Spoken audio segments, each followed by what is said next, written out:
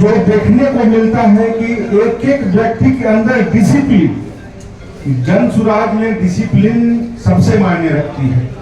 और आज हम कहीं और थे, किसी और व्यक्ति के साथ मेरा जुड़ाव पूर्व में रहा है।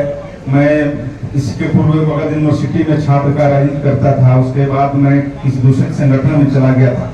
लेकिन आपके पास जब हम 2 साल से आपको फॉलो कर रहे थे सर, और तब हमको ये महसूस हुआ कि नहीं, जन सुराज ही एक ऐसी पार्टी है जो कि पूरे बिहार में बदलाव कर सकती है। दूसरा सर कारण है, हम आते हैं अपने विधानसभा क्षेत्र इमामगंज पर, तो इमामगंज में सर आज तक वही व्यक्ति जो है वहां चुनाव जीते हो, चाहे वो पूर्व मुख्यमंत्री रहे हो या पूर्व विधानसभा के स्पीकर रहे हो।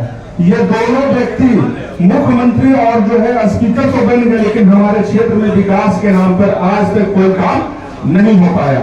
हमारे यहाँ सर जो है जीविकोपार्जन के लिए कोई संसाधन नहीं है, लेकिन एक जल संरक्षण की व्यवस्था अगर जो हमारे इमामगंज में हो जाए तो 60% लोगों को जीने खाने का जो है रोजगार वहां उपलब्ध हो जाए। लेकिन आज तक हमारे यहाँ ऐसा नहीं हुआ। वही इसके विपरीत ये घटना हमारे यहाँ हुई कि जो हमारे यहाँ की छोटी नदियां थी, उन नदियों को भी इन दोनों माफियाओं के खिलाफ समाप्त करने का प्रयास किया गया, ताकि पूर्णतः जो है इमामगंज विधानसभा का अस्तित्व भी समाप्त हो जाए। क्योंकि उन नदियों के माध्यम से हमारे यहाँ के खेतों में पानी के माध्यम से पानी पहुंच पाता है सर, लेकिन उन नदियों को भी समाप्त करने का प्रयास किया गया इन दोनों प्रत्याशियों के द्वारा।